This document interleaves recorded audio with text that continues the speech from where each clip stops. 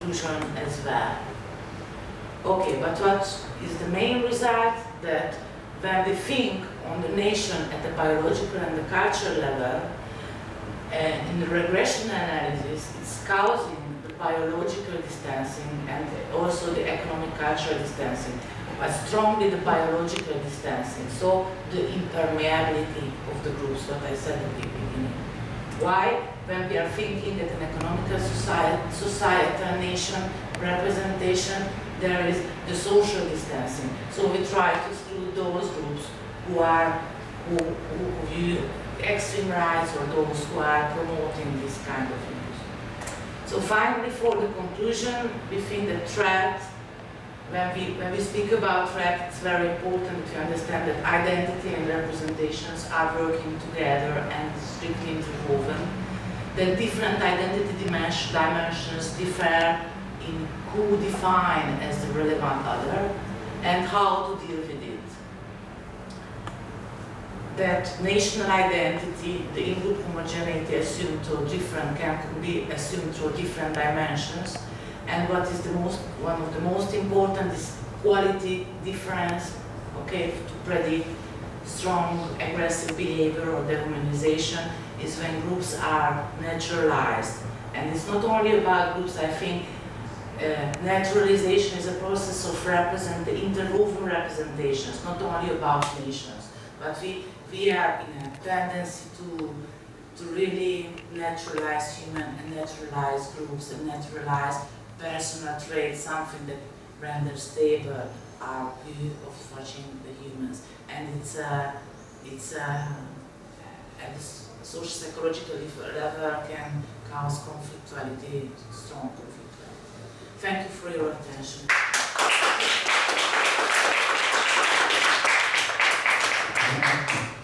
Well, it's a very interesting material for discussion and a very interesting topic for discussion. And I don't know much about the situation in Hungary, unfortunately. So my question is regarding language. In Ukraine, the issue of language is widely used in patriotic rhetoric because Ukrainian language is confronted to Russian language, which is also widely spread in Ukraine. Many people speak Russian. And what about Hungary? Is there any language issues on the territory of Hungary connected to national identity? Not so much Hungarian. I mean, but yeah, they are really proud of it, and it's unique. And for Hungary, nobody understands it. Nobody understands, but people are proud of this, and this is kind of specialty that we are aliens. no one. So I guess it makes part of the national identity. It reinforces the national identity. I know that in Italy, for example, where local identity is very important, no?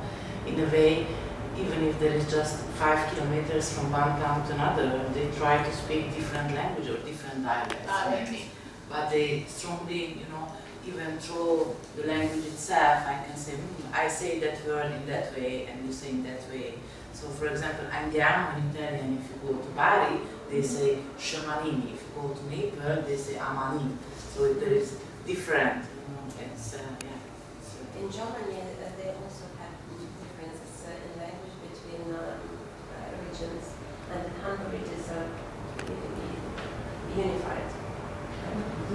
It's probably the result of history, of some kind of oppression. It's also the situation in French Republic, to discuss about a country who is not represented here.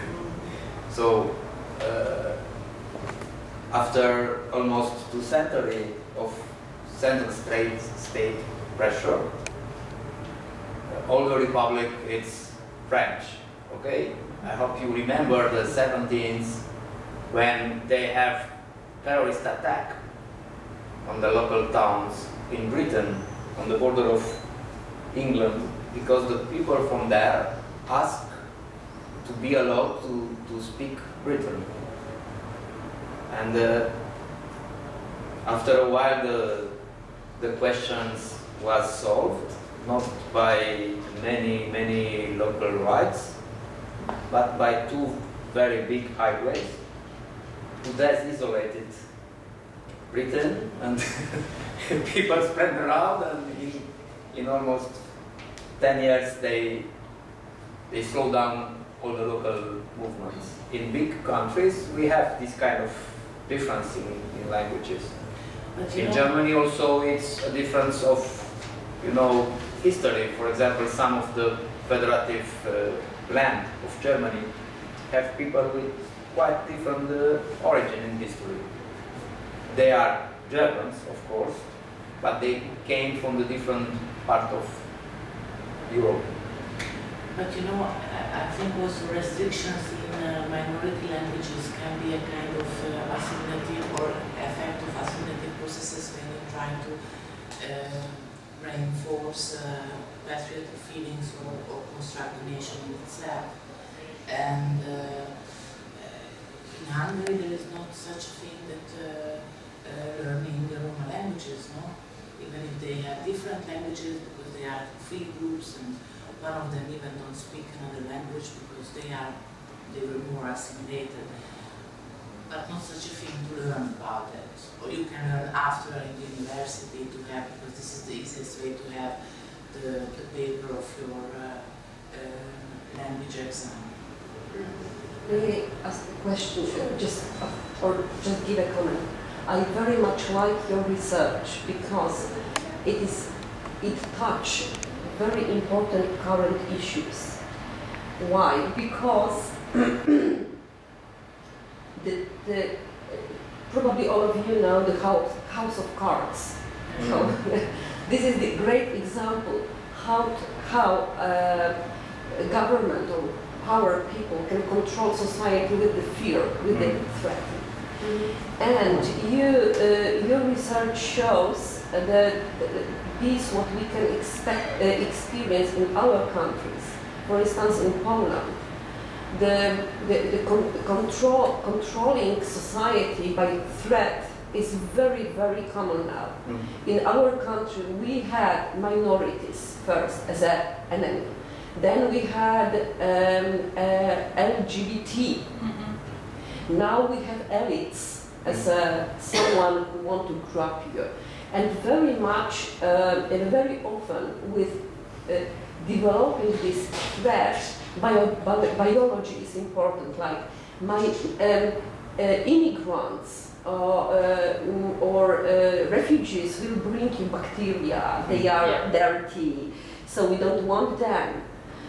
So biological arguments are very, very important.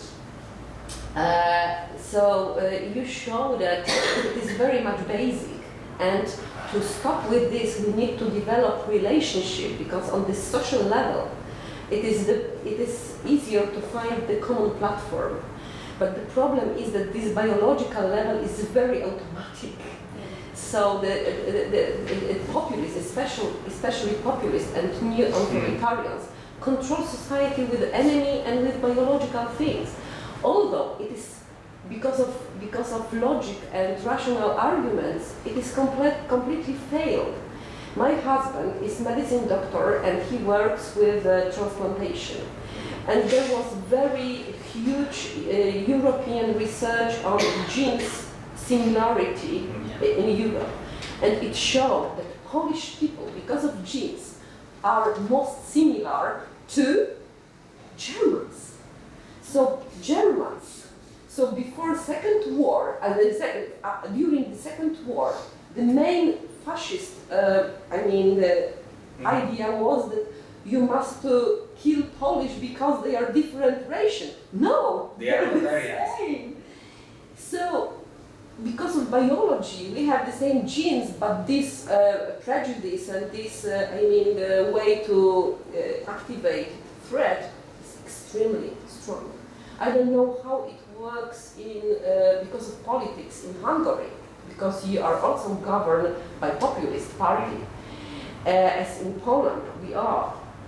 but these biological ways to activate threat are very, very strong, and it works. It works. Poland, Hungary, and Romania had the most aggressive opposition to the European politics to support immigrants from war area. Yeah. All our politicians fight against European Parliament and European Commission, saying that if it's to accept the quota for immigrants, we will go out of the Union. And this has happened because they based the votes and politics on this kind of arguments. Yes, but this is, I think, according to your model. This is related to economic level and national level rather than biological. So, in relation to immigrants and refugees, this is on biological level. Against the European Union, this is on national level and economic level. They want to grab our identity, they want to grab our economy, and so on. So, you know, this is this kind of argument of politics, no? But yeah. if people think you can fear threatened people because of the biological diversity, yeah. and so on, they say, or to construct. But you know, I think also that just came to my mind. You know, it was 1.5 years ago. I don't know why. Okay, not so much important. That empowerment is very important because you know it's how you deal with threat and fear. Are you able to deal with threat and fear in a way that not just taking and fighting against and so on, but understanding the people or trying to. What came to my mind, it was a terrorist attack in France. It was a stadium, a football match. I don't know if you remember. And it was, for me, it was very strong how French people really coordinated, went out, singing all together from the stadium. So it was a kind of, I don't want to have fear. You cannot take me for my fear. You know?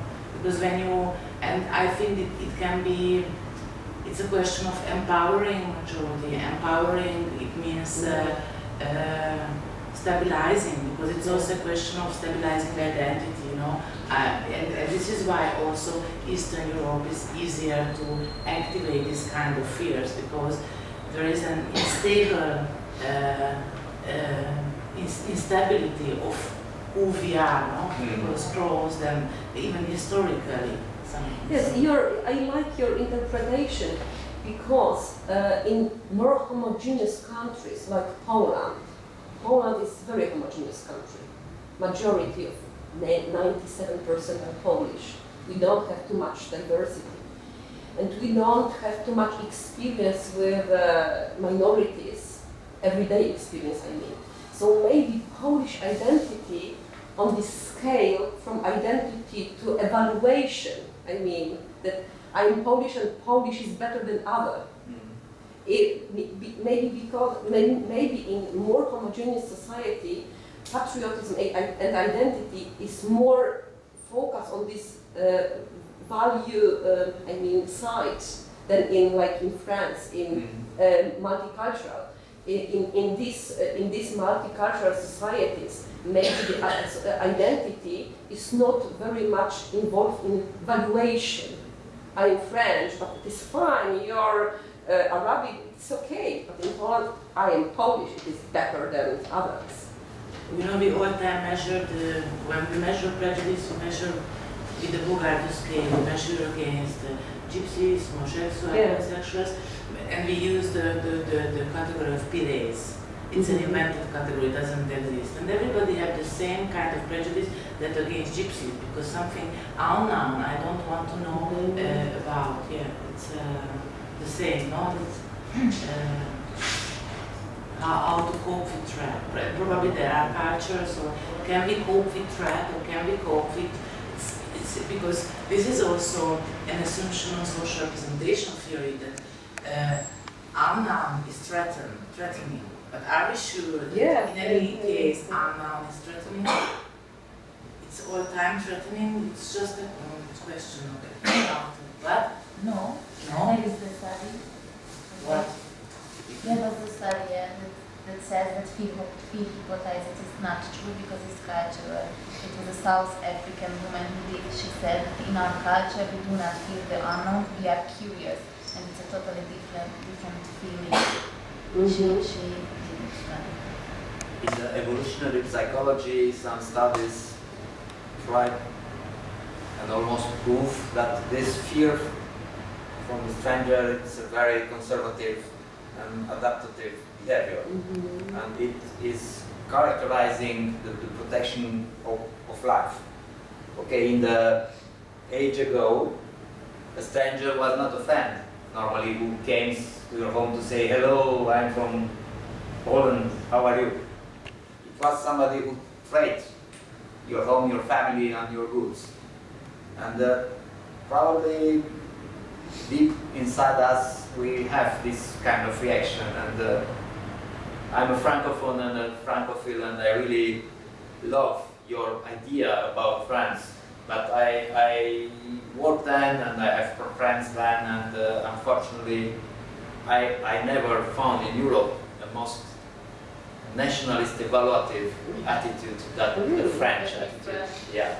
For example, I'm from a multicultural area in Romania with Hungarian people, with German people, with some kind of gypsy. We have the king, the emperor, and whatever.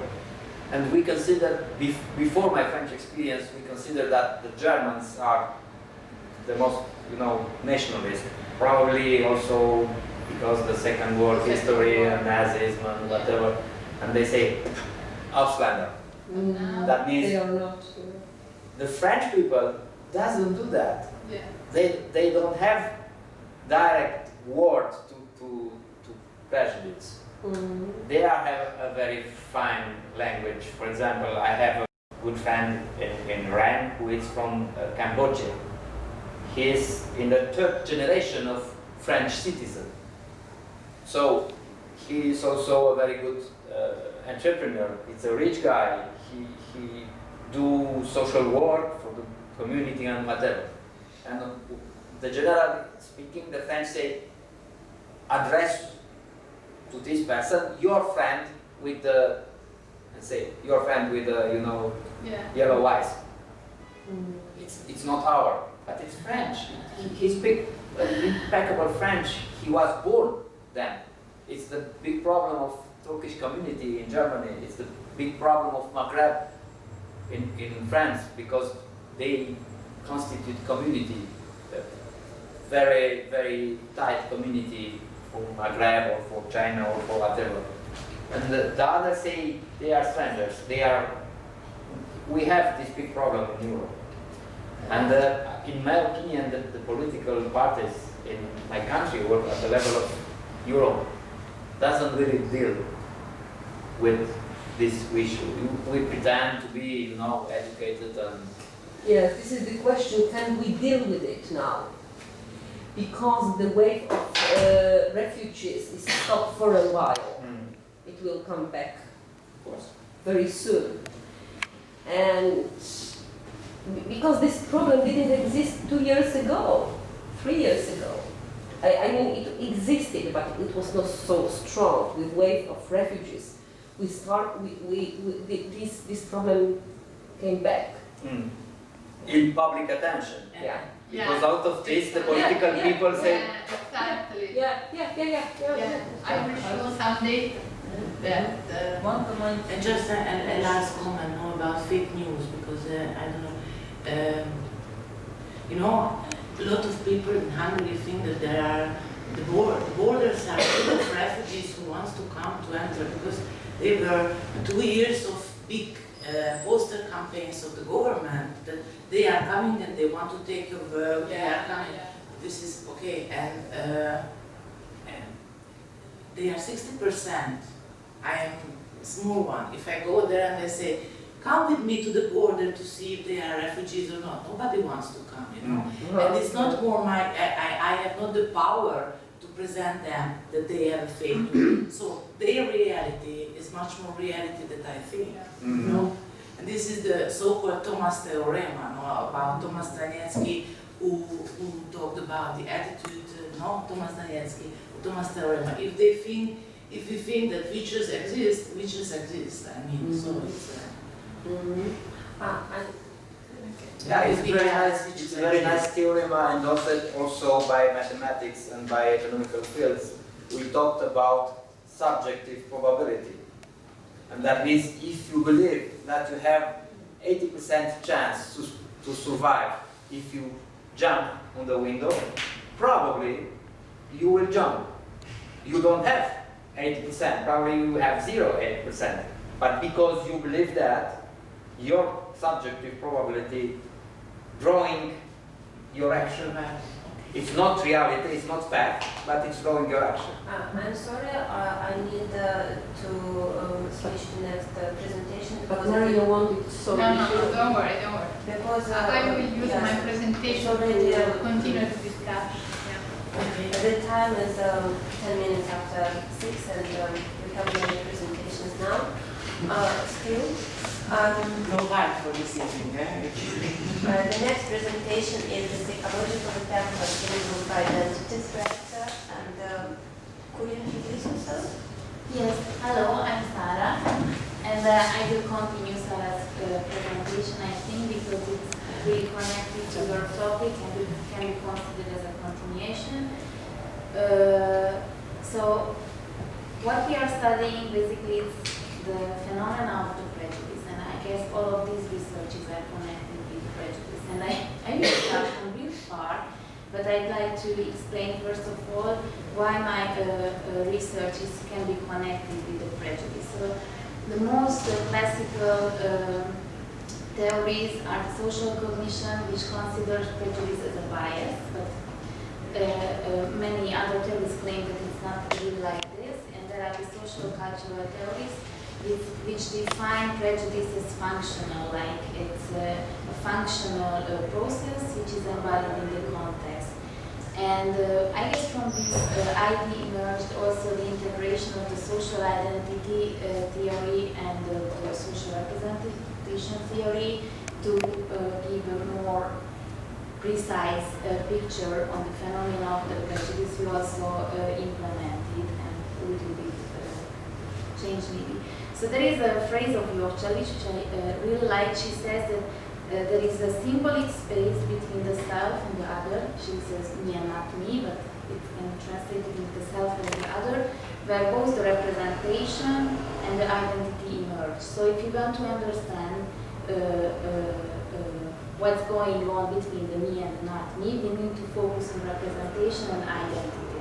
And this is just represented, I guess, in the NTP that how we perceive ourselves defines how we perceive others. But also in between this space, if we use the terms of the intergroup relations, there is the between the me and the not me, between the self and the not me, there are the intergroup relations. So to define what is prejudice, we need to focus on many components, I think, and not just on the target of the prejudice, not just on the source of the prejudice, but on the interrelation between these two components to understand what's going on. And that was addressed by the multiply threat questionnaire, and as Sarah emphasized, the more we feel ourselves threatened, more we feel that something is threatening our identity, we will distancing more. So hostile intergroup relations are related to the perception of threat. And also, we think that if we want to understand that why we behave on the way we behave when we are threatened, we need to understand what's going on inside us when we perceive the threat. So my presentation will focus on the intrapersonal processes, not in the interpersonal that much, and intergroup processes was much more on the intrapersonal processes, because our question was what I feel, what I do, why I act on the way I act when I'm threatened. It's also just to refer, as Sarah refers, for the woman on the border who kicked the migrants, small children. She said, I was feared. What's going on in you when you are feared? So this is why we created an experiment to investigate what's going on when we are threatened. And it's not really much related to national identity, because our first assumption, and we think it's very important, that everybody can be threatened. We just need to find the exact stimuli, everybody can be threatened. And this is important because it's not like this, there are communities or peoples who are living with more prejudice, like Germans are fascist, Hungarian nowadays, I think, are living with fascists.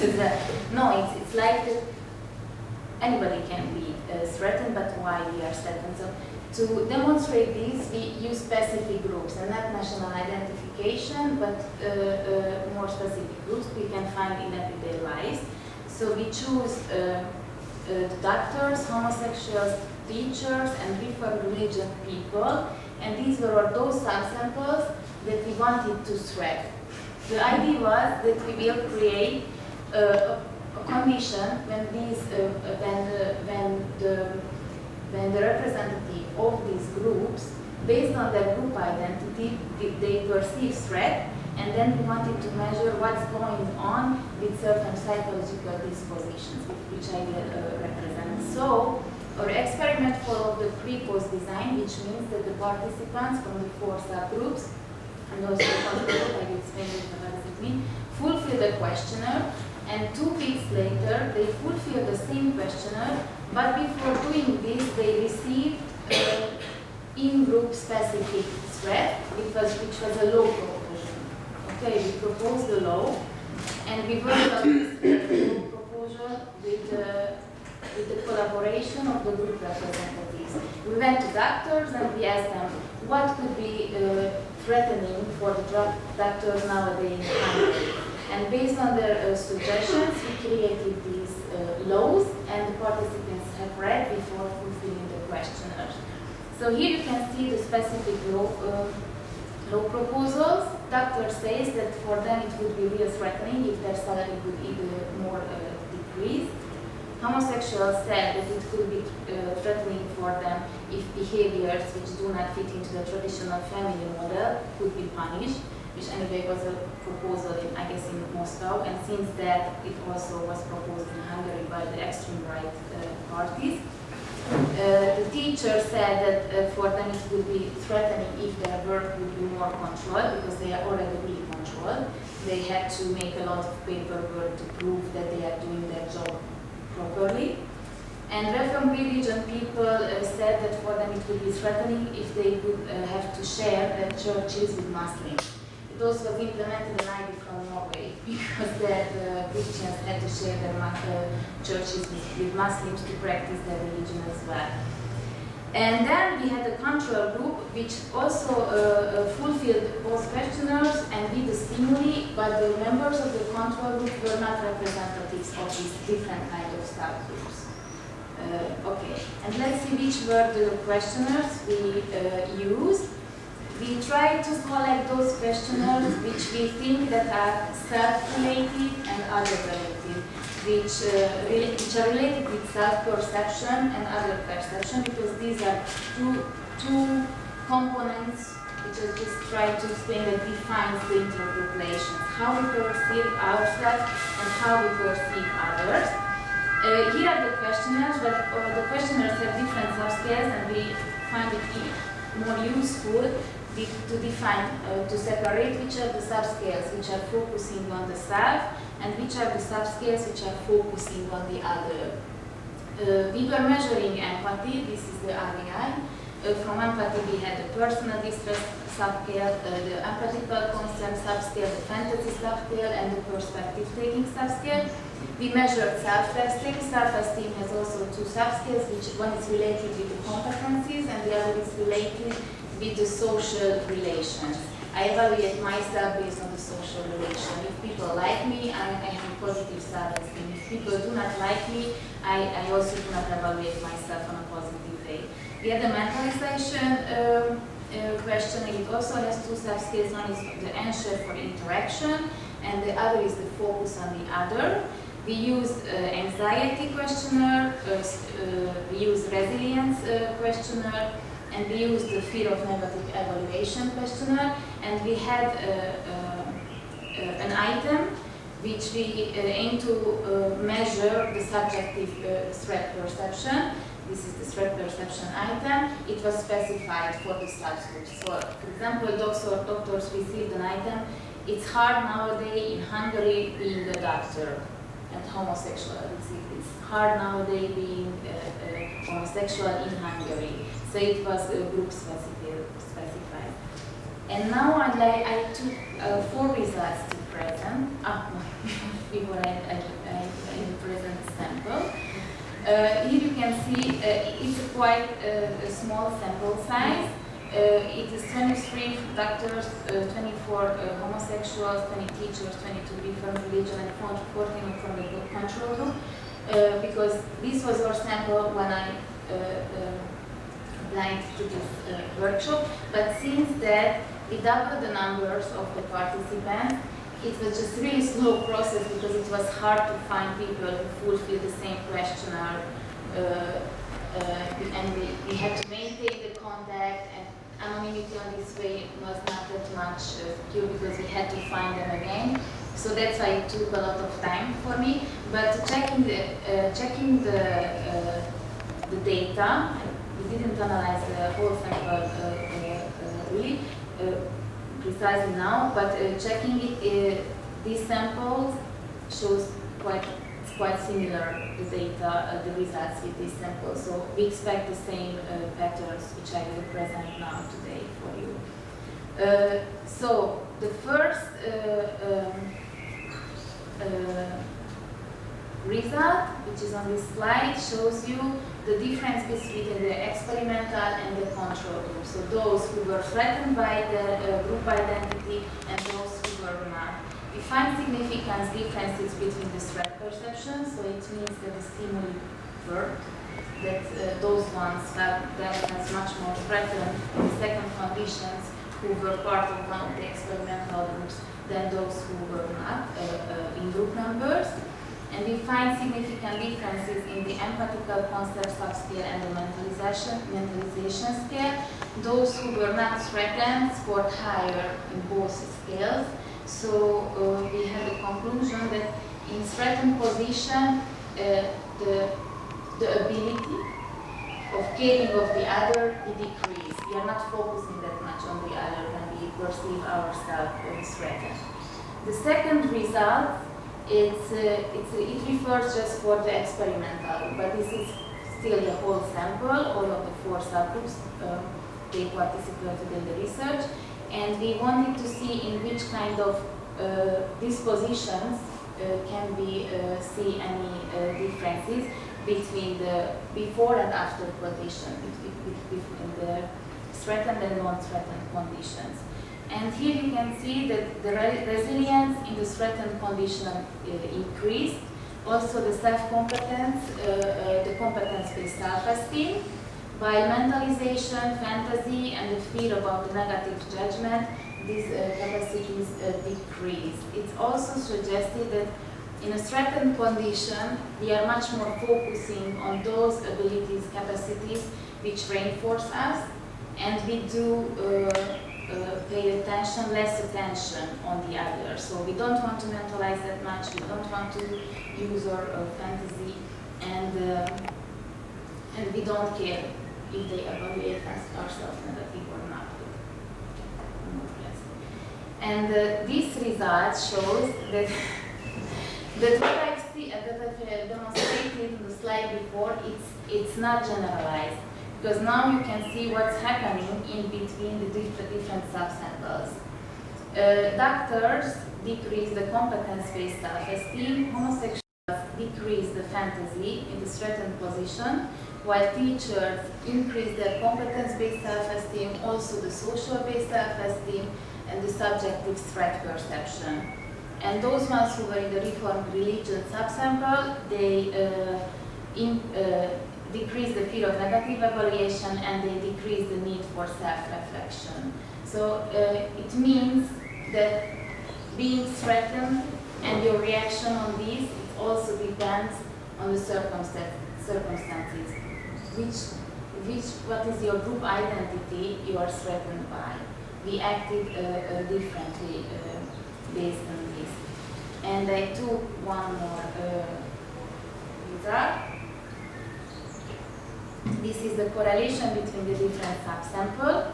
It seems that there are two core, not sample subsample, subscales. It seems that there are two competencies, it's two items which were essential, and the others structured around these. One was the anxiety. Anxiety was correlated with the fear of negative judgment, with personal distress, with the competence-based self-esteem, and the social-based self-esteem, and also with resilience. And resilience was the unique scale which was correlated also with another scale. It was the threat perception, that one item I mentioned you. So those ones who are resilient also be correlated with this threat perception item. And the item of the threat perception correlated with mentalization and perspective taking and self-reflection, which result I want to talk about more in the conclusion. So what we got to know from this experimental study is that the threatened position is not a specific of a certain group, but it's context related. Everybody can be threatened if the conditions are like this. In threatened conditions, the self-related competences increase while the other related competences decrease.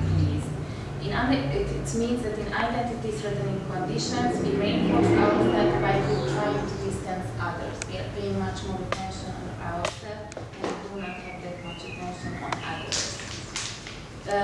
Also, an important conclusion that threat perception has a different effect on the different subgroups. So it's this pattern, it cannot be generalized. You cannot say that this going on when we are threatened. It also depends who we are and in which kind of circumstances are we threatened. And the last slide suggested us that being anxious, it was just also what Sarah on her first slide demonstrated, that anxiety and being conscious about being threatened is not the same. There are circumstances when we simply do not need conscious that we are threatened or we experiencing fear, but still it influences our competencies. And the competencies which are influenced by anxiety are the competencies which are related with the feedback from the others. And the conscious threat are related with competencies which are focusing on reflection, also self-reflection or also other reflection. We are much more there on a cognitive level if the threat is conscious. Then we are threatened, but it's not conscious. We are just feeling anxious. And then the feedback from the others, it's more important than in a not anxious situation. And I think it's a really important conclusion of this study that we cannot disembody the intrapersonal, interpersonal, and intergroup processes. These are parts of the same system. And when we are doing research, we need to focus on this. Really simply say,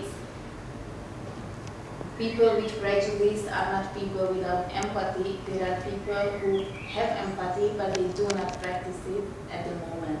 Okay, I'm not saying that there is not a spectrum, because some of us have more and some of us have less empathy, but it also depends on the circumstances if we are able to practice it. So it's really important to create good environments where all of us can practice our capacities and dispositions on an optimal level, because otherwise intergroup harmony is impossible. So I took a really cheesy sentence that I had found yesterday, but I thought it fits to the end of this representation, which says one does not have to operate with great malice to do great harm. The absence of empathy and understanding are sufficient. And the absence of empathy, it's not also depend on the person, but it depends on the circumstances. So understanding this, it's also should be included when we are planning like interventions or on intergroup harmony or on collective action, because also our actions are defined by the circumstances. Thank you very much for your attention.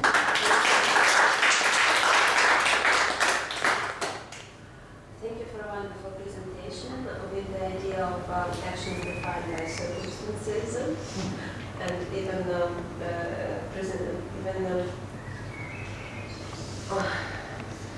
showing some personality traits depending on circumstances. Unfortunately, we don't have much time, but still this topic is very interesting for discussion, and we'd like to give opportunity for a short discussion and try to be precise. Yeah, I have just a question to clear my mind. You use within subject design, right? Yes. So, what is the meaning of the control group? When you use also the control group, you change somehow the design. I clearly understood that. Oh, you compared the experimental results with control group. Why you don't compare it between? Because of this threat perception, it's not always conscious. So just that feedback, that for example the threat perception was not higher in the before design than the after design in between a group, we don't really think that it obviously means that the stimuli is not working. That's why we needed a control group who was not focused. Because also when you give a stimuli saying that nowadays Hungary it's hard to be a doctor, it's activate your doctor identity if you are a doctor. But if you are not, you will not get into that position. And even if you won't reflect, for example, if you won't reflect, let's say, yes, it's really hard to be a doctor because I reflected you, but still I activated your doctor identity. Because in the other condition, there was not an identity activation. Yeah, in my opinion, you take a risk here, a very serious experimental risk, because you mix the design, you mix the within subject design with between subject design, and this shall complicate it very much your data treatment. And on the other hand, probably you use also for the control group two conditions, two measurements. Mm-hmm. Did you do this? Yes. Okay, so in my opinion, you need to have also the same tailored pressure, because for your segregated group, you tailor a training event, a training story. So in order to have a not so segregated group of people, probably you have to tailor a general population training things. Out of this, you risk the priming effect. And you compare, you use a placebo history or something for the control group, right? Yeah, it's not group relevant. It's not a placebo, but it's not group relevant. Yeah. In my personal opinion, if you maintain the between subject design, all the data is clear and support all your conclusion, and I really like it, the experiment. In my opinion, you take a supplementary risk here, because technically speaking, it's very hard to mix the design, to compare. The statistic is different, very well. And the power, if it's to give you an opinion, also upgrading the number of subjects is very complicated. Because if you artificially upgrade the number of subjects, you artificially increase the power of test.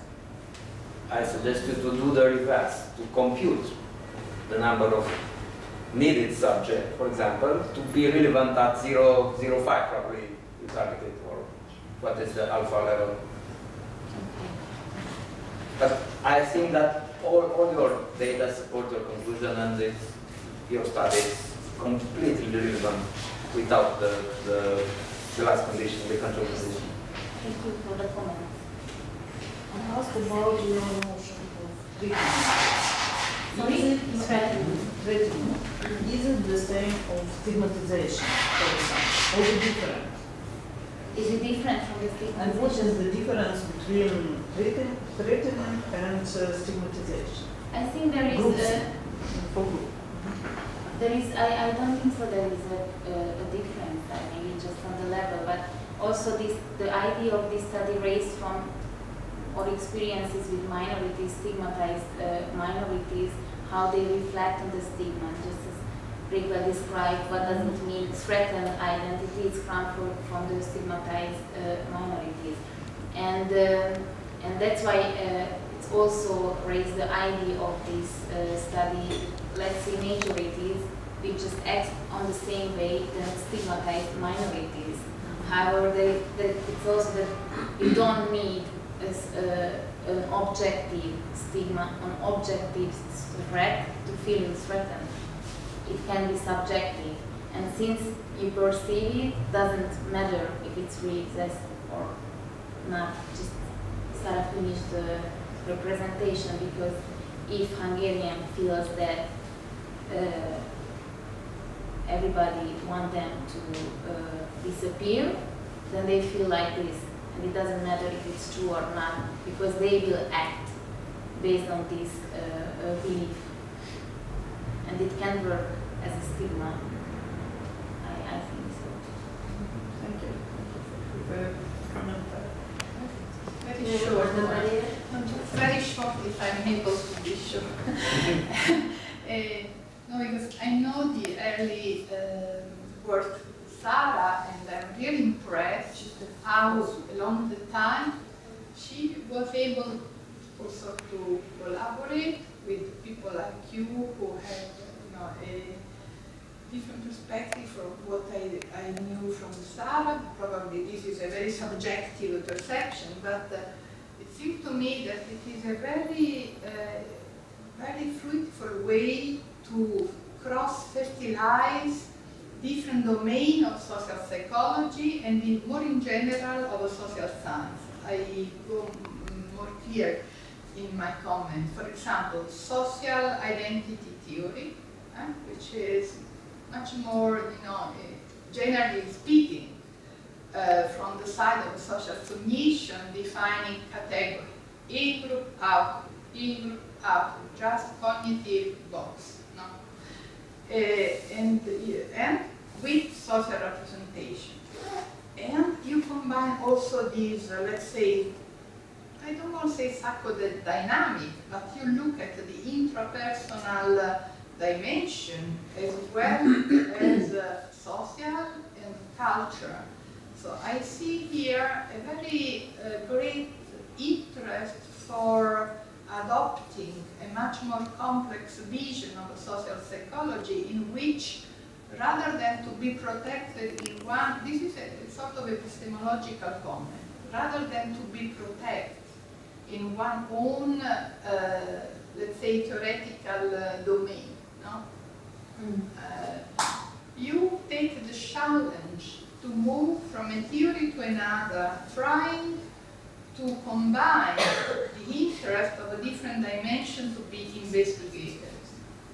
This is a sort of epistemological comment that I appreciate very much. Also this challenge to work experimentally, that from what I knew from Sarah at the beginning was quite distant, so I see her much more now. But from the comment of him, I was wondering, but probably I missed something from your presentation. What about doctors who are also homosexual? Yes. Can be? Because, teacher and doctor, they are the representative of, let's say, normality, no? And homosexual, but we can have a teacher, homosexual, and doctor as well. Or when you, I mean, probably I missed something about this. These are the good like minorities, and it's also still, yeah, in this case, what kind of threat we perceive, but as a stimuli was specified on yourself, because that's why I can think in intrapersonal and inter and social identity and personal identity, because everything is related. Since I'm a part of the stigmatized group, then also it influences my intrapersonal disposition, because I cannot perform in the same way, I cannot feel myself in the same way if I would not be. And I think it's also kind of the, yes, we can do this experimental design, but it's never sure which part of the identity was activated. Yeah. So I totally agree that yes, sorry. From what direction the questionnaire finds, because it is a snowballing technique.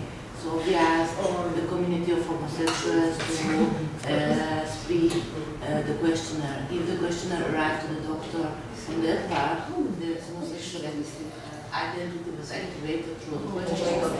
But it's still possible that the different perception already raised from another identity element. They completely agree that you cannot measure it. So we also cannot do as much experimental design because I really believe that you cannot create such laboratory circumstances. You can just say that this is a piece of laptop.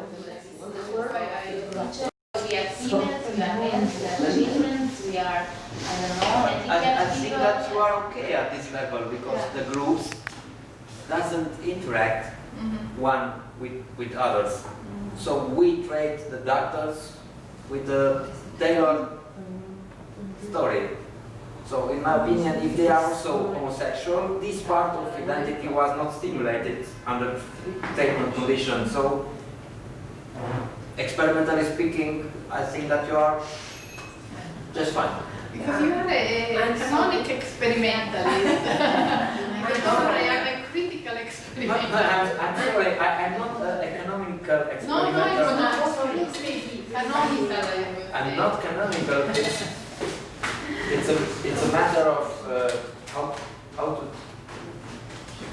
how to treat data, and if it's to complete the analysis, I suggest to compare also the subgroups, statistically speaking, because in my mind you did a very clever choose when you choose, for example, elites like doctors or professors, and the stigma group like homosexual. I'm sorry, we needed to shift the next presentation. We can tell you it's almost 8 o'clock. 9 o'clock, it's no, sorry, it is 7 o'clock almost, and we have 3 more presentations, yes. And Alexander already wait for us for update. For a native. But in a few years we will say Sara Bigazzi School or Page School. Our next presentation is a social psychological dimension behind collective action, from participation to civil activism, by Arnie, and I'm not sure how Chapter. Thank you. So I would like to continue with our research about collective action. With this research, our aim is to find the potential social psychological dimensions behind collective actions. We would like to know that what encourages or hinders people to participate in different forms of collective actions, which aim is to change the whole social system. Our concept, or our research, based on the concept of Henry Tyfon, is cognitive alternatives theory. In this theory, he says that if a minority has no cognitive alternative, so if they do not have representations of the illegitimacy and instability of the social system, they can start to use alternative strategies, such as individual mobility, which can be exit or passing, or they can choose social creativity, which aims to change the position of the group in the system. Again, social competition, which aims to change the whole system. But the base of social competition is cognitive alternatives and the representation of the instability of an unstable and illegitimate social system. So this social competition gives the base of collective action, which is the object of our research. In addition to this theory, we also use in our research the concept of Clendermans. He said that the base of protest are injustice, efficacy, and identity. So we added these factors to our research. So we researched the collective efficacy and the social identity too, not just the social representation of the current social system. And we also added, based on the concept of Wonder, Turn, Tyler, and Jaws, the representation of power.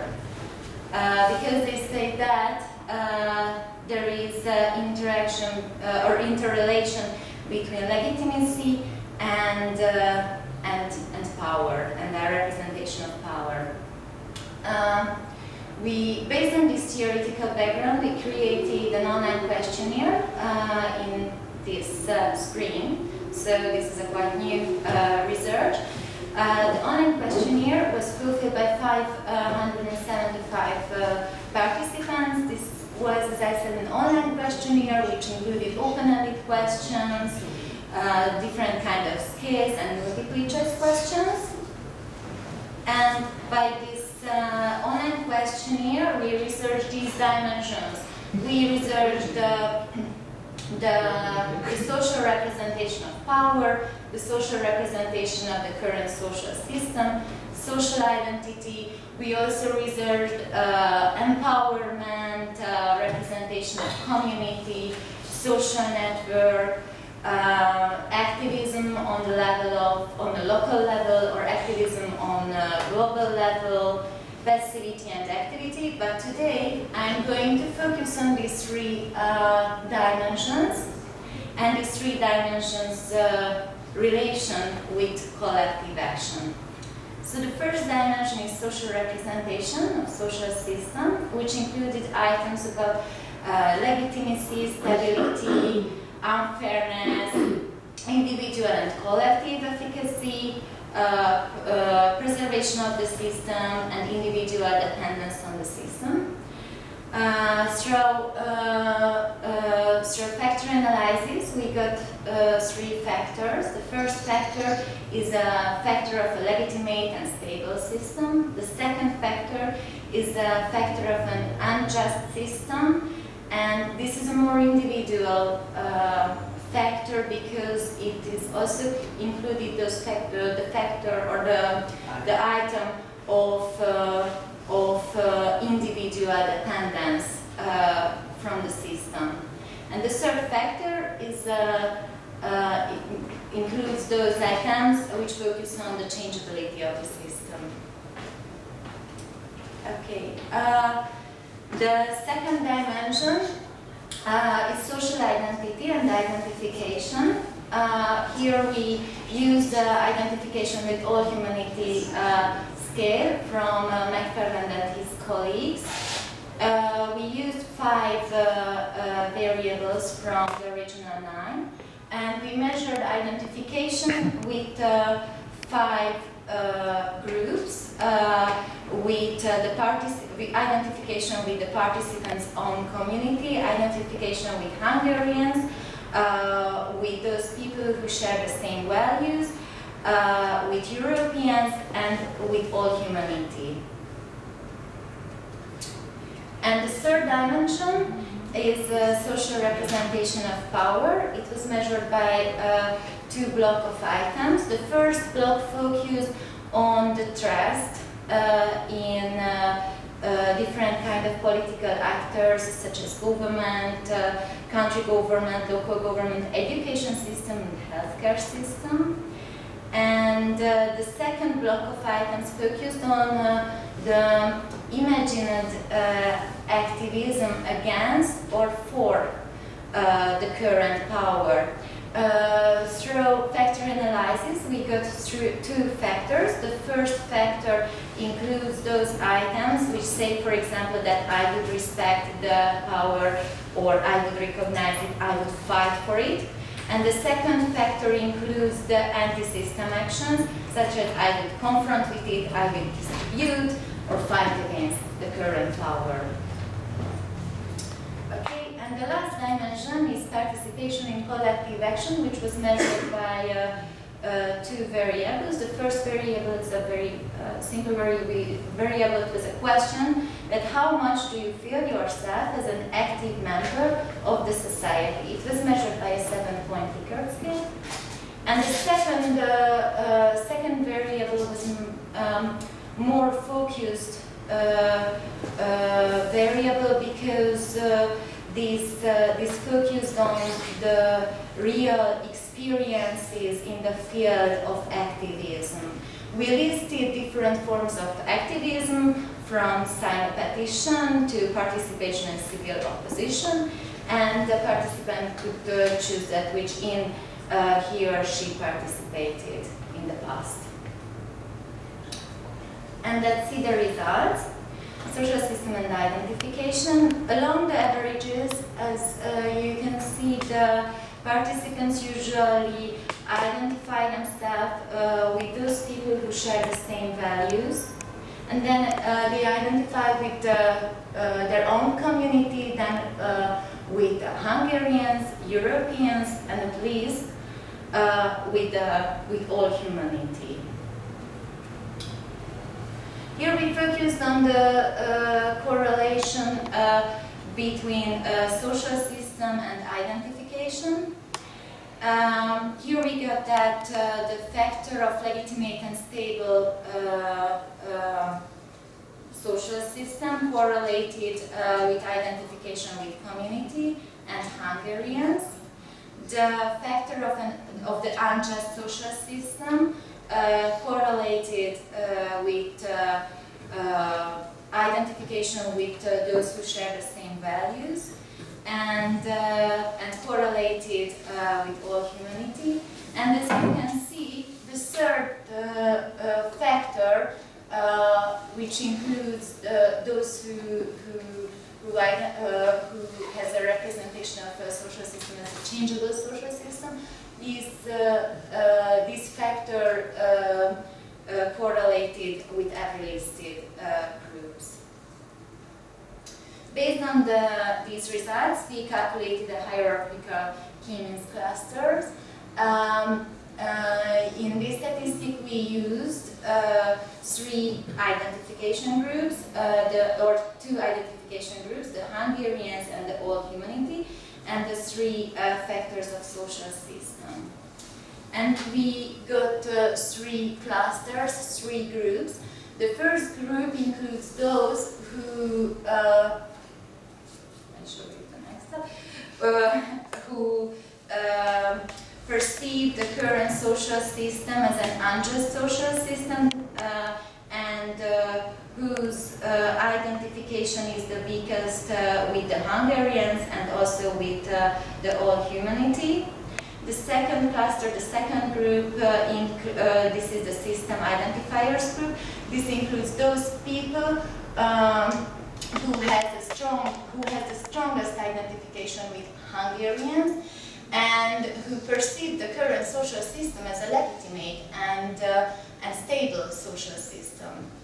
And the third cluster, the change demanders group, includes those who perceive the current social system as a changeable social system and who has the strongest identification with all humanity, but they also have identification with Hungarians. The second results focus on the relation or interrelation between identification and power. Here we got that those who has the strongest trust in the power is the identifiers group. So those who perceive the current social system as a legitimate and stable system and who has a strong identification with Hungarians. And as you can see, and here we found the significant differences between this group and the other 2 groups. And those who has the weakest trust in the current political power is the disidentifiers group. What is interesting, because if we talk about activism, but just in the level of imagination, this group is not really open to do anything against the power, because as you can see, the change demanders group is that group who would like or who can imagine activism against the current political power. And we can see this result in the reality too, because here we find we got two active groups. The one is the Identifiers group. This is an active group, and another also active group is the change demanders group. But what is interesting is that this Identifiers group isn't an active group. So there is a group in Hungary who perceive the current social system as an unjust social system, and who doesn't trust in current political power, but this group is passive, so this group doesn't do anything against this. So the conclusion is that we got that the perceived illegitimacy and instability of the current social system goes together, but the perceived illegitimacy or unjust of the system in itself is not enough motivation to be active. What can motivate people is if they see our social system as a changeable system. And what is also interesting for us is that we find two active groups in Hungary. The one group includes those who are strongly committed to the protection of system. They are identified with Hungarians and committed to power. And the second group is those group who includes those who perceive the social system as a changeable system opposed to power and identify themselves with all humanity.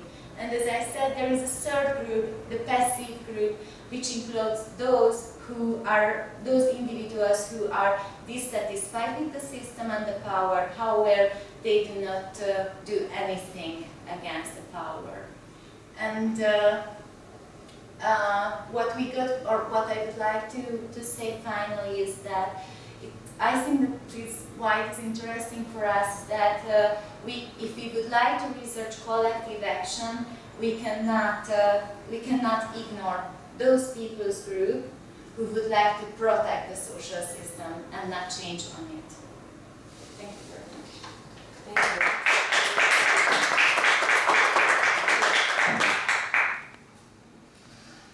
I have a very short question. Yes.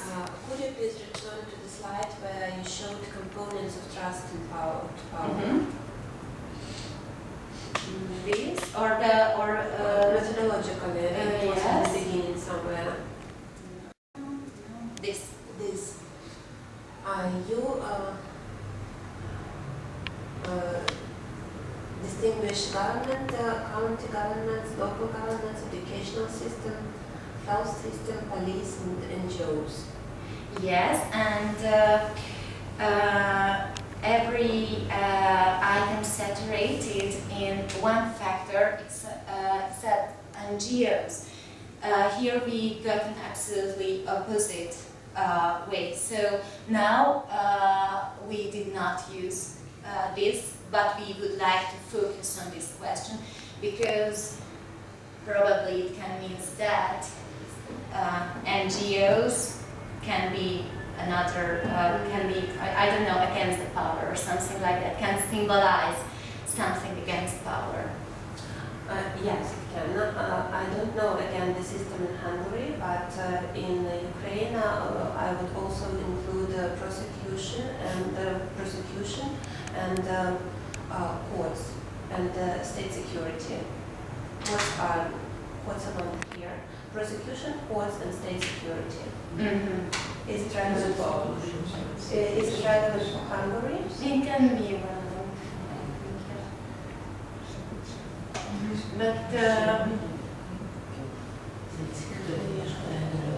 But honestly, we asked, for example, that to there are some other items and variables which are under analysis yet, because as I said, it's very, very new research. But we also asked that what does power mean for you, or what are those values which are important to you, or what does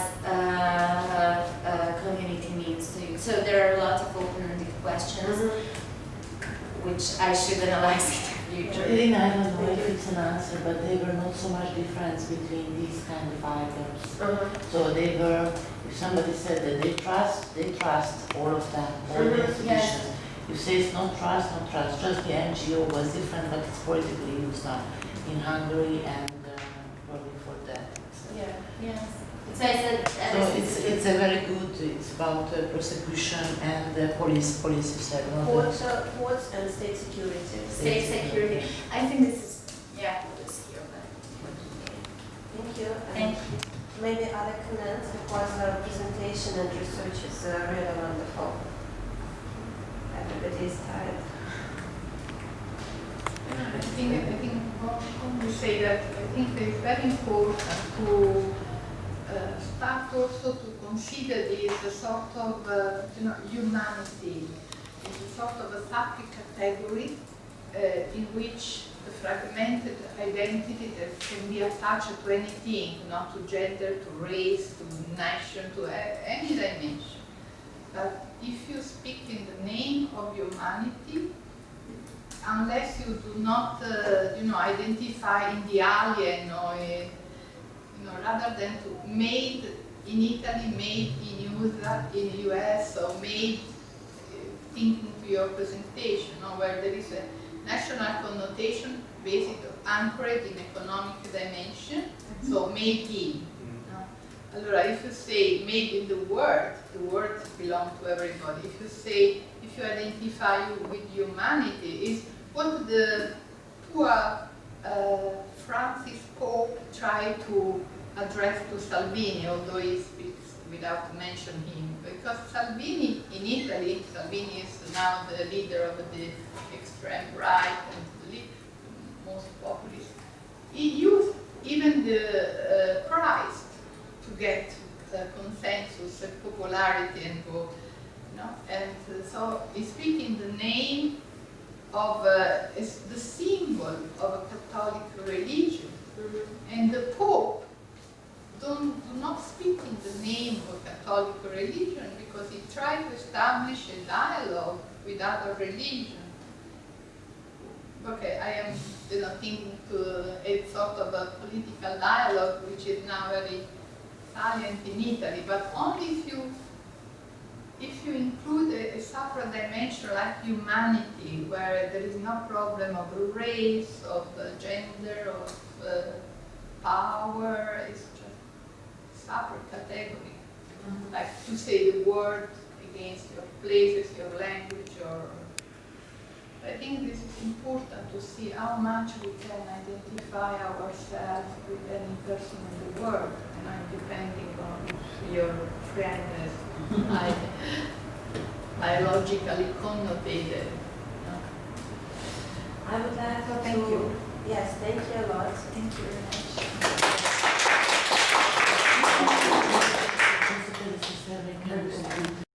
What we call it now South America, and even earlier, 4,500 years before, from Canadian Arctic. So it is very old phenomenon. And we could say that the history, the whole history, is a history of migration. And it starts from afar in a prehistory. This is an assessment by Stefano Allievi, 2018, that published these two books, Immigration, Change Everything, and a very short but very interesting book published in the same year, 2011, 5 things that everybody should know about immigration, and at least one to be done. Okay? So it's very interesting book because it tries to adopt the other perspective and to elaborate data information to show that the phenomenon is much more complex, that not the split between me and other. And so across the millennium, the flow of migration, immigration, emigration can be at the same time, concurrent, or alternate direction. For example, Italy was a country of emigrant to United States, especially in many other countries after the Second War, or other countries of Europe. We have a Museum of Anthropology with this suitcase of this poor immigrant, and now it's perceived as a country of immigration. But how much this perception corresponds to figure and fact? Here you have all these routes, on the map, and I have collected a series of maps along the last 5 years, and you can see how this route changed over the time, even in a short period. The fact that this is an object of perceptual distortion and ideological polarization is probably confirmed by this specific information that I was really impressed. In 2011, in 2017, almost 200,000 people from Italy moved to UK. And London, if we calculated the number of citizens in Italy and in London, London is the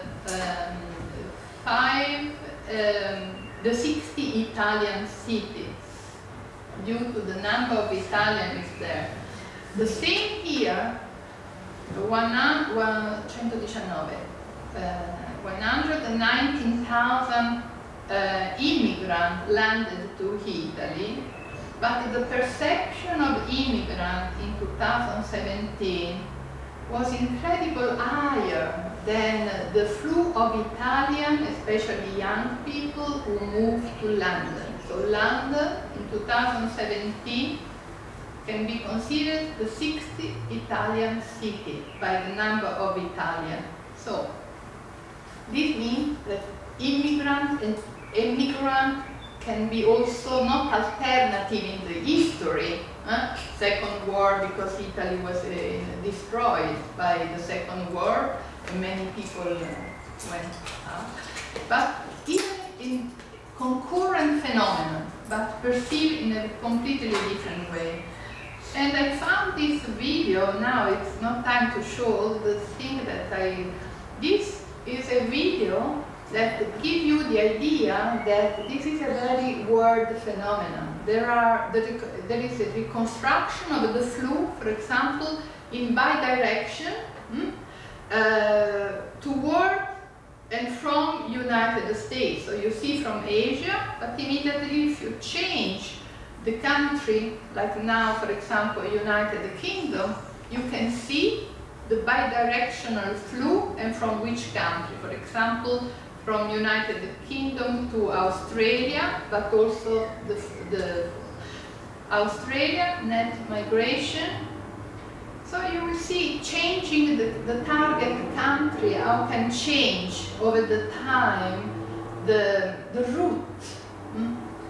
Okay, I don't want to spend all the time for this slide, but this is a world map, and you can see, depending on the intensity of the color blue, which are the countries where there is the highest average of this international migrant.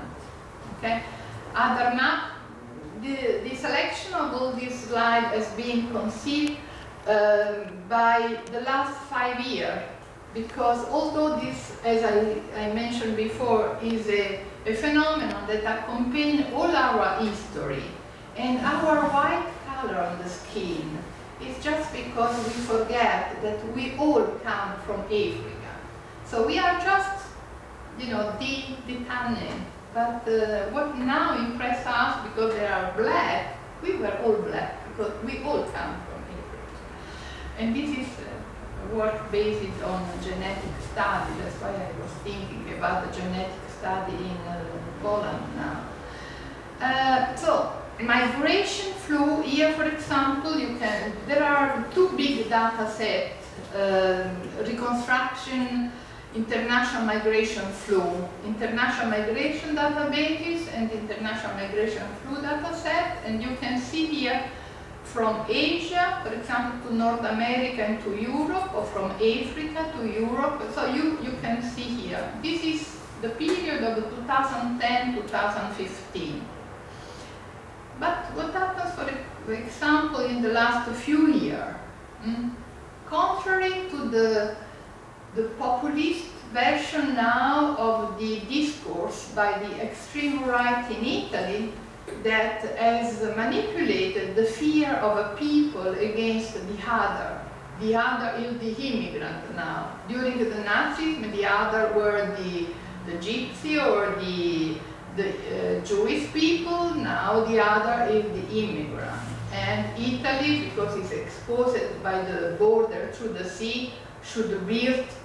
We don't have just a land border. We cannot build this huge wall. We should protect all our. But look at the data, the fact, the figure and fact.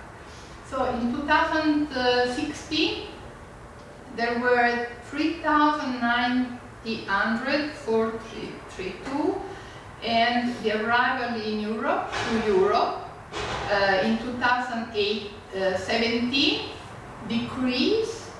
You have the number, so I don't want to lose too much time to read. You have the figure there.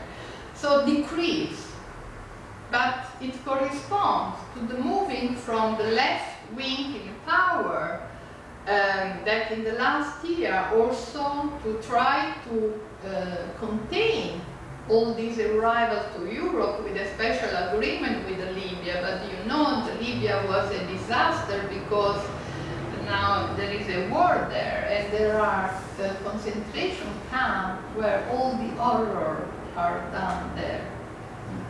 But the rhetoric discourse by Salvini, which get in the power last year, so we are now in 2019, look, the number of immigrants decreased enormously, starting from 2008, even before the power was conquered by the Five-Star Movement and the extreme right of a league. So, problem is that the perception of people and the manipulation of this perception is really disconfirmed by figure and fact, because the number of arrivals decreased enormously. Here there is another video where you can see all the routes, because it's very interesting, and I suggest you to read a very interesting report made by Vicky McQuire from Warwick University, together with many other colleagues, looking with a very anthropological study, because you cannot just address this refugee who jumping out of the boat with a questionnaire. Like some of my colleagues of my department believe that we can address this kind of a problem the same way in which we bring students in the laboratory. But these are, and you will see how different the results are if, for example, we interview migrants, which are second generation immigrant to Italy from adolescent, or the refugee or other kind of migrant to Germany, because these two international PhD students has two different research targets, and in this main and wider research program that they have activated on this subject, they collaborate each of them in a specific subject. So here, this is the last side of the reconstruction of figure and fact. You have the different route that follow the immigrant toward Europe. So it was from Tunisia, and the map is 2017 and 2018 that changed in 1 year. The arrival in Spain duplicated in 2018 because Italy started to close its border and the access to the port. So the desperation brings people to a route to another.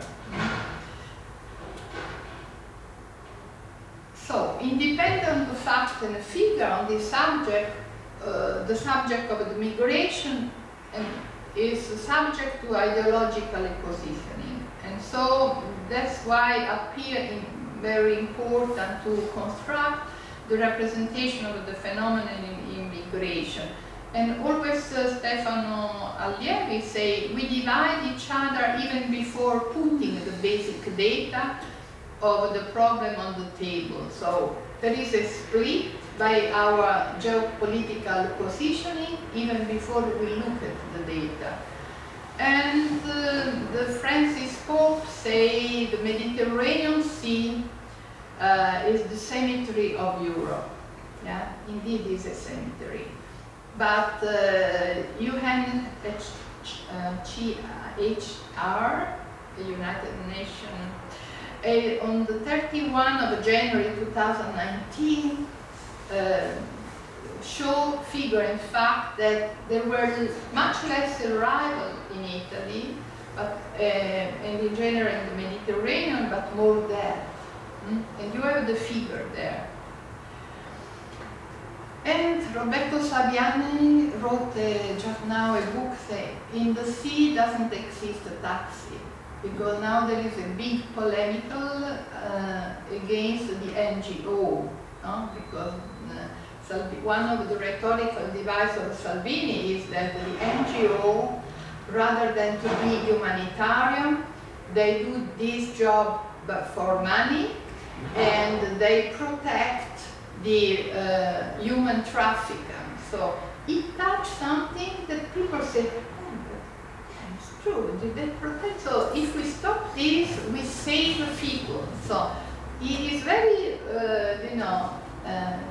clever to use this kind of a propaganda, because you can say, okay, I don't want that people die in the Mediterranean, so I want help them there. Help them there means to be aware that in Libya there are camps that are almost and we have a history, dramatic history of refugee to Germany, of people who have been violated physically, women. So there are terrible stories. There is just one way to understand that we should use this order category of humanity if you want to feel some empathy, to understand that it's not coming in Italy or in Germany or whatever to keep our work or to. So, but this polarized alternative social representation is based on a diffused perception of the immigrant as the other, so the unknown, the foreign, which is often and most mainly associated with the dangerous, extraneous, invasive, stigmatized as potential terrorists, where we know that, for example, in France, many terrorist attacks has been done by people with the French citizen, and probably the way in which the immigrants are treated in France, where are not integrated, diffused in the territory, but in the neighbor. You see how the population change if you move from the center of Paris to the airport. You see the changing of agglomeration of immigrants over this very short distance. So terrorism is something that can be even fertilized within our own citizens. But, there is this perception evoked the need for barrier, because we needed to protect our citizen, our territory, and so on. But on the other side, why is a polarized representation? Because we have to understand in a dialogical way both representation. We cannot say, okay, I am a social scientist, I am open and democratic. So there is also a social desirability phenomenon to be on what we consider the right way, no? Because we are open, we don't close each other. Now we have to understand also the other representation, the other discourses. And so, on the other side, they are considered social victims, no? And marginalized group. But we have to understand much more, you know, the play, the interplay between these different representation and how to establish a dialogue. It's like when you see a Catholic, they are Muslim, you have to understand how to facilitate a dialogue. Otherwise, we can't recreate different. No, we have some time. We will take taxi. Yeah. Because I can continue tomorrow. No, please finish. We survived. Okay. So, this is called an alternative representation, no? To choose one of the other, and we have to understand which is the anchoring. In a case can be economic, for example, if the migrant are perceived as a problem for our economy because they take the job of our citizen, and on the contrary, they make only job that the Italian doesn't want to do anymore. So we are full of Ukraine who make, social work, home assistant and so on, and a lot of people who work in rural area that Italian doesn't want to do, and Italian move abroad, you know. But or on the contrary, they are the anchoring is in a humanitarian, and so they can be perceived as a victim. Anyway, they can be, threat for the local economy, security, and the nation, culture, and existence. Now, I can skip some slides otherwise. Now, just based on this interest to look at the from the perspective of social representation and communication, I try to organize a research program which does not look just one piece of the story, but try to reconstruct social representation provided by literature, because we have a different population, so expert, we have institution, organization, so we have individual and group. We have organization, institution. We have expert, but we have journalists who try to mediate the expert knowledge and lay people. And each of these also have identity by belonging. Because we have also experts who have a different identity belonging. And not just because they are experts, they are, the owner of the unique knowledge, the good knowledge. So, all this representation guided process of social inclusion and exclusion toward the migrant refugee. So, basically, the various research lines of these that are interrelated, field studies on refugee and immigrant, second generation of migrant to Italy, with media studies. But the media studies are not only looking at the newspaper, are international scientific literature, the discourse on institution policy at the national and international level, the communication for and among citizens, on the various scenario of the media through multiple communication challenge, looking at textual, iconic, asynchronous and interactive, traditional new media, so including the social network. So basically, we look at the scientific literature of the social representation of migration, the institutional sources, for example, documents from European Commission, but also from Italian Parliament, but we also look at the United States. So we have a sort of, we try to each time put in question one own perspective, not only Italy, but supranational level, and also reversing, for example, moving from United to United States.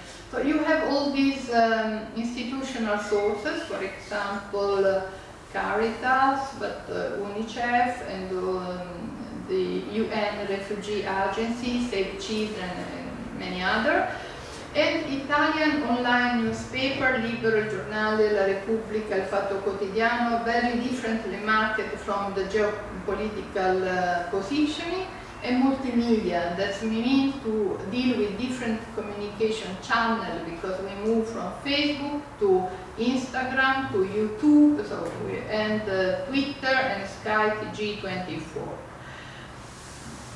Finally, in 2 years, with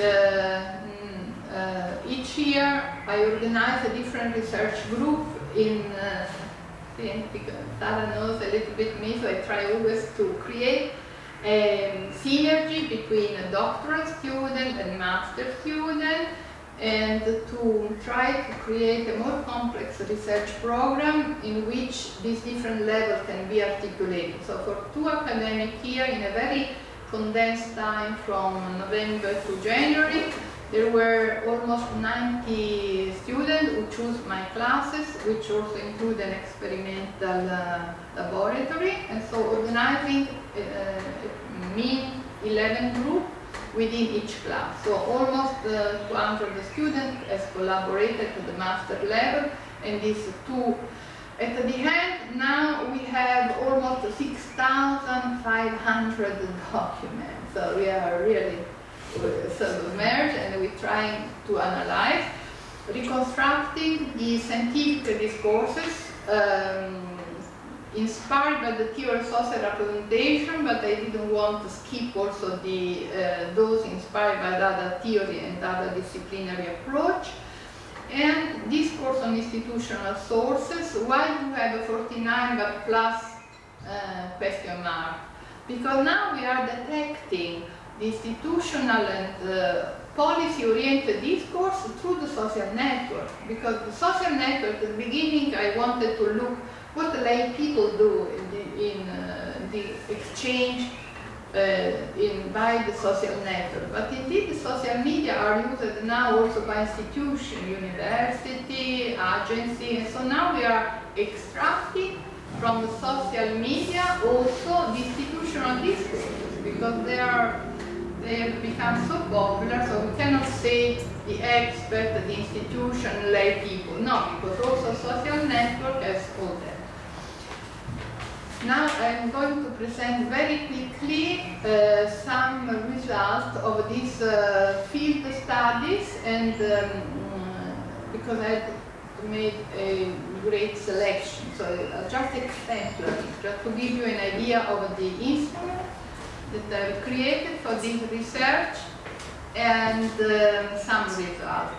So, on the immigrant of the second generation from Philippines to Italy, they are 89 adolescents, so it's a completely different target. From 100 oldest migrant and refugee in Germany, coming from different countries, mainly from Africa, and also humanitarian professional workers that work with them, and the host community in different cities of Germany. Anna Maria, we have 5 minutes. 5 minutes, so I will do like that. Different research tool, design, figurative technique, so just a drawing with the storytelling, the associative network which has been mentioned today, and the contextual socio-demographic interview. I will skip Eurospeco first. So what is about these tools? Probably it's easier to say, just presenting a A3 format of a paper with my country of origin, and Europe. And they are just invited to draw. They experience travel and eventually the imagine travel back, just in case they believe that they will come back to their own country. And I have invented looking at the drawing because I like projectivism. I like that people reply as they want, not as the researcher wanted that they reply. No? That usually is. But I like to use a projective instrument later, treating the information in an empirical way, not as the clinical psychology do in a qualitative way, because I like quantitative and quality, and I like complexity, so I want to question also the subjective impression, because otherwise everything can be very qualitative, no? But I like both. And so, the other instrument is the associative network, so there is just a keyword, and they have to associate what flash in their mind. So starting from the nationality, so Filipino, but also what does it mean Italian or Germany, depending which is the country, but also European, and always me, myself, because it's always important to have a representation of what they think about themselves. So the associative network is not only detecting a single word, but the chain of word, and also the number of evocation, but also the order of importance. And finally, polarity. Polarity not attributed by the researcher, but the subject themselves, who have to define if this word has a positive or negative connotation, and there is a formula to calculate the index of polarity for the semantic space. So I'll go quickly to show you some results very quickly from the field study. This is from Philippines, from immigrant adolescent of second generation. We calculate through this associative network an index of polarity. So altogether, these words produce an index of polarity positive or negative. In this case, for example, the index of polarity is positive in both, for Philippine, for Italian. Look at the first word is hospitable, and here is arrogant. But all the other altogether produce a positive in this case. But what she say, and there is a division. My life at the moment has been about studies, which is stressful and tiring, missing my dog and the happier life back in the Philippines. Because while they drawing, they storytelling. And so there is a combination between providing the task that, because you cannot interview in this way, no, you cannot put them in this way. So you have to give them something that while they draw, they tell you a story. No? So you overcome a sort of the interview that put them. Look at this drawing. Philippines, she just played. Italy, she's just studied. So the reunification with the family, that was the main reason for this adolescent to come finally when is a way to change completely, in these cases, the relation with the environment. I'm sorry, I understand. Oh, yeah. Just complete. No, this is just a first example. I can stop here, and tomorrow you will have some other examples. And but here, because from this drawing, you see how she represents her condition. There are so many other drawings in which you can have a split between oil integration. For example, sometimes the plane is like a diagonale, come si dice? Yeah? Crossing the two spaces between home country and host country, and this plane is a connection, and you will see tomorrow. I will select just 3 drawings. Probably I will show just this one, which, yeah, look at this.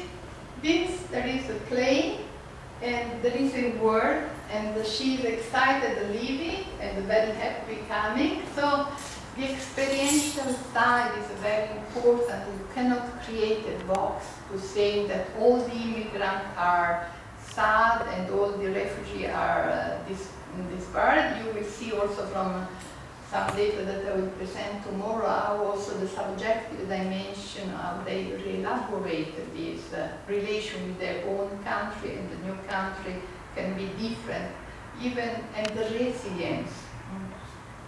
Thank you. So,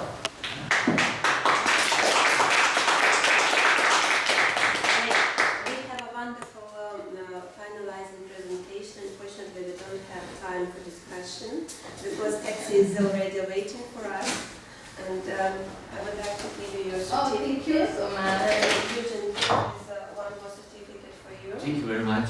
I would like to acknowledge everybody for coming and for surviving until the end. And I hope we will meet next year in Belgrade and in 2021 in Finch.